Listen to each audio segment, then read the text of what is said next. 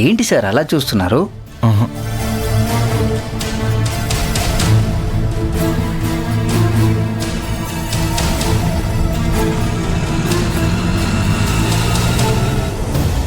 ఇంటి దగ్గర కాకుండా ఇక్కడుండి ఏం చేస్తున్నావు అశ్విన్?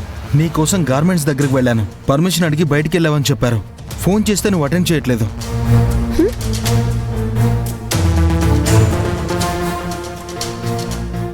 నీ ఫోన్ నుంచి నాకు కాల్ రాలేదు అశ్విన్. నా ఫోను రిపేర్లో ఉంది, అందుకే ఇంకో నంబర్ నుంచి కాల్ చేశాను. అవునా, కొత్త నంబర్ కదా, ఎవరిదోలే అనుకుని వేరే పనిలో ఉండి తీయలేదు. నీకంత ముఖ్యమైన పనేంటి? అసలు నువ్వు ఎక్కడికి వెళ్ళావు?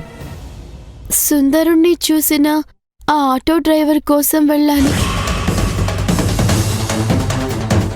అయితే మొత్తం చెప్పేశాడా? అదే సుందరుడు ఎవడు, ఎలా ఉంటాడనేది చెప్పాడా? సుందరుడు ఎవడో తెలుసుకున్నావా? చెప్పానంది. సుందరుడు ఎవడో తెలిసిందా? ఆ ఆటో డ్రైవర్ కి సుందరుడి అసలు పేరేంటో తెలియదు, కానీ ఇందులో ఆపుతావా? సుందరుడు అనే పేరుతో ఎవడో ఒకడు నీ జీవితంతో ఆడుకుంటున్నాడని అందరం చెప్తున్నాం కదా, నీకది అర్థం కాలేదా? నాకు తెలియక అడుగుతాను, నీకంటూ సొంత ఆలోచన లేదా? అసలు మనం అంత దూరం నుంచి వచ్చి గార్మెంట్స్ ఫ్యాక్టరీలో ఎందుకు పనిచేస్తున్నాం? మన కుటుంబ పరిస్థితి ఏంటని కొంచెం కూడా ఆలోచించవా? ఎవడో సుందరుడు తెలుసని చెప్తే వాడు రమ్మన్న చోటుకెళ్తావా? ఆ ఆటో డ్రైవర్ అన్న మంచివాడు. అతను చెప్పిన చోటికి వెళ్ళి అక్కడి నుంచి ఏయ్ ఆపనంది. ప్రతి ఒక్కళ్ళని నమ్మడం, వాళ్ళు మంచివాళ్ళు అని సర్టిఫికెట్లు ఇచ్చేయడం, అలా నమ్మడం మానుకో. నంద అనేవాడు నేనే సుందరుడు అని చెప్పి నిన్ను మోసం చేసి చివరికి నిన్ను పోలీస్ స్టేషన్ వరకు తీసుకెళ్లాడు. అది చాలేదా? ఆ సంఘటన తర్వాత నిన్ను ఎవరు ఎలా చూశారో, ఎలా తప్పుగా మాట్లాడారో అన్నీ మర్చిపోయావా? లేదా అవమానాలు, అపనిందలు, వాళ్ళన్న మాటలు చాలేదా? ఇంకా కావాలి అనే ఆలోచనలో ఉన్నావా? అందరూ నీకోసం ఎంతో ఆందోళన పడుతూ ఉంటే నువ్వింకా వాడి గురించే ఆలోచిస్తూ నిన్ను అభిమానించే వాళ్ళ మనసులు కూడా బాధ పెడుతున్నావు.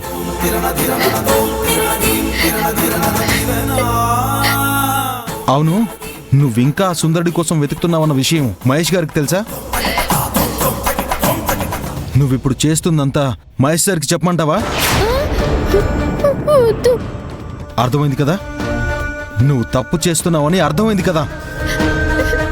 ఈ విషయం తెలిస్తే అందరితో పాటు మహేష్ సార్ కూడా తిడతారని తెలుసు కదా. అలాంటప్పుడు ఎందుకు ఇలాంటి పిచ్చి పనులు చేస్తున్నావు? దయచేసి ఇప్పటికైనా ఆ సుందరుడి గురించి అన్వేషణ ఆపు.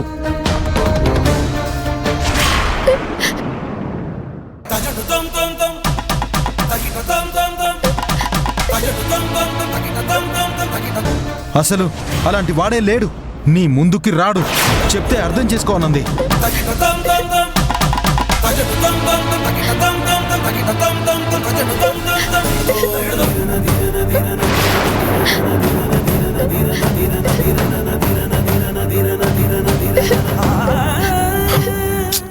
ఎందుకు చెప్తున్నానో అర్థం చేసుకో.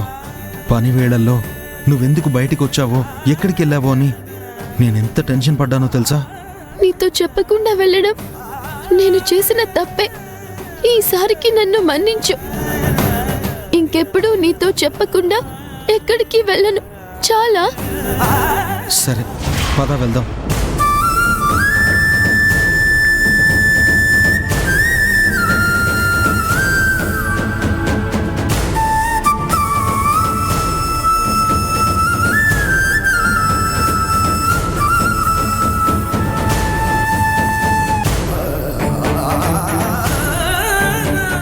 నువ్వే ఇలా ముందుకి కూర్చుంటే నేనెలా కూర్చోవాలి?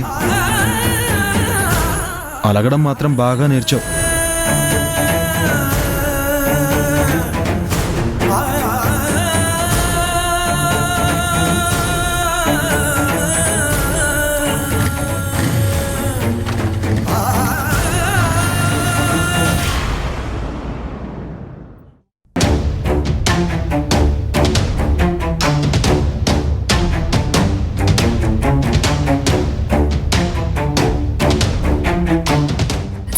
ఆనంది ఎలా ఉంది సార్? తన గురించి మాట్లాడడానికి వచ్చాను. ఆనందికి ఏమైంది సార్? చెప్తాను. అంతకంటే ముందు నాకు కొన్ని ప్రశ్నలకి సమాధానం కావాలి. ఆనంది బాగుండాలని నిజంగానే మీరు కోరుకుంటున్నారా? ఇదేం ప్రశ్న సార్? మేం కాకపోతే ఇంకెవరెలా కోరుకుంటారు? అసలు సడన్ గా మీరు ఈ ప్రశ్న ఎందుకు అడుగుతున్నట్టు? ఇవాళ సుందరుడి దగ్గర నుంచి ఆనందికి మళ్ళీ ఓ పార్సిల్ వచ్చింది. అందులో ఒక లెటర్ కూడా ఉంది. ఆ లెటర్లో కొన్ని కారణాల వల్ల నేను నీ ముందుకు రాలేకపోతున్నాను, త్వరలోనే నువ్వు నన్ను చూస్తావు అని రాశాడు. అవునా? ఆనంద చచ్చాడు, వాడితోనే ఆ గోల వదిలిపోయింది అనుకున్నాం.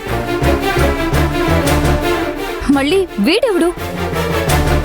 అదే నాకు అర్థం కావట్లేదు.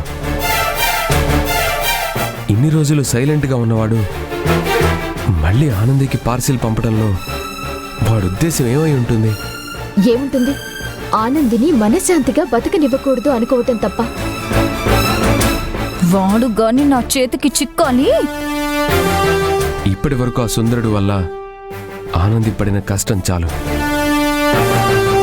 ఇక మీదట ఆ సుందరుడు వల్ల ఆనందికి ఎలాంటి ప్రాబ్లం రాకుండా ఉండాలంటే వాడెవడో మనం కనిపెట్టి తీరాలి. మరి ఆ సుందరుడు ఎలా ఉంటాడో ఎవరికి తెలియదు కదా సార్. అలాంటప్పుడు పట్టుకోవడం ఎలా సాధ్యం? సాధ్యమే. వాడు పంపిన లెటర్లో వాడికే తెలియకుండా ఒక క్లూ ఇచ్చాడు. నేను నీ పక్కనే ఉన్నాను, త్వరలోనే నీ ముందుకు వస్తాను అని లెటర్లో పర్టికులర్గా మెన్షన్ చేశాడు. అండ్ ఆనంది ఇప్పుడు ఆ హాస్టల్లో ఉండట్లేదని వాడికి తెలుసు. అందుకే పార్సిల్ని కంపెనీ అడ్రస్కి పంపించాడు.